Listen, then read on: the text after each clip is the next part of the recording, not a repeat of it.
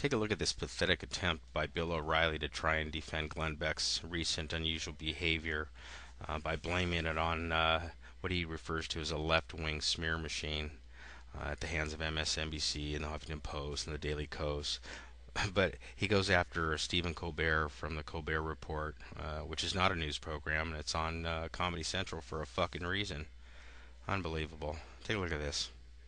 Thanks for staying with us. I'm Bill O'Reilly. In the At Your Beck and Call segment tonight, you'd never know this by reading the nation's newspapers, but Glenn Beck is getting big ratings for his show on Fox News at 5 in the afternoon. That means that Mr. Beck, now on the radar of the left-wing smear machine in America, the usual haters on MSNBC, the Daily Kos, Huffington Post, have all cheap-shotted Mr. Beck recently. Stephen Colbert also weighed in. If I may speak to Glenn directly for a moment, dude, you are rocking it. I know some people say you're an unstable individual, and to give you a public forum is grossly irresponsible. But remember, they crucified Jesus. Crank up the crazy and rip off the knob. With us now, the man of the hour, survivalist, yes. Glenn Beck. Yes, that's I think I've been harder on you than those pinheads have been. Yeah, well, Stephen Colbert, let me just say this to Stephen. Can you pull the camera in? Stephen, I just want to talk directly to you. What you don't know is you're absolutely right. I'm nuts. And he has a weapon, Colbert. It's okay. And your address. We have fun with this, but as I said in the talking points, remember when we talked with Karl Rove early in the program, this is a very well-organized machine, this left-wing, and they're going to try to hurt you as much as they can hurt you. It's funny how O'Reilly builds up this so-called left-wing smear machine, yet he's always going after the comedians like Colbert and Jon Stewart and Bill Maher. Apparently he doesn't know that Stephen Colbert, I mean, this is a character. Here's a look at Stephen Colbert out of character in an interview he did with Tim Russert. Take a look. You have 3 kids, and you said you don't want them to watch your show because you want them to know you, Dad. Right. Yeah, I also, 2 reasons. One is, I'm insincere on the show, and my character's very sincere, but I look like their dad, and I sound like their dad pretty much. I shout more than their dad, hopefully.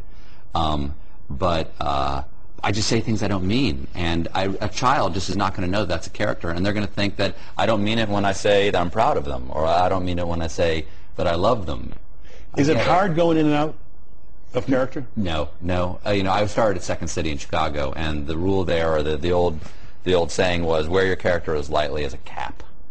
And, you can take them on and off as you Now, need. here's Glenn Beck talking about his beloved 912 project. He's not in character. He's not doing a comedy skit. He's not Stephen Colbert or Jon Stewart or Bill Maher. This isn't the Comedy Central Network. This is Fox News. This is Glenn Beck doing the Glenn Beck Show. And it's amazing how Bill O'Reilly, or anyone else for that matter, could watch these clips and not conclude that Glenn Beck is either in the process of cracking up or he's already as nutty as a Chinese fucking chicken salad. Come on, give me a break. This is the 912 Project. Are you ready to be that person that you were that day after 9/11 on 9/12? I told you for weeks, you're not alone. I'm turning into a frickin' televangelist. It is about proving that the real power to change America's course still resides with you. You are the secret. You're the answer. I'm sorry. I just love my country, and I fear for it.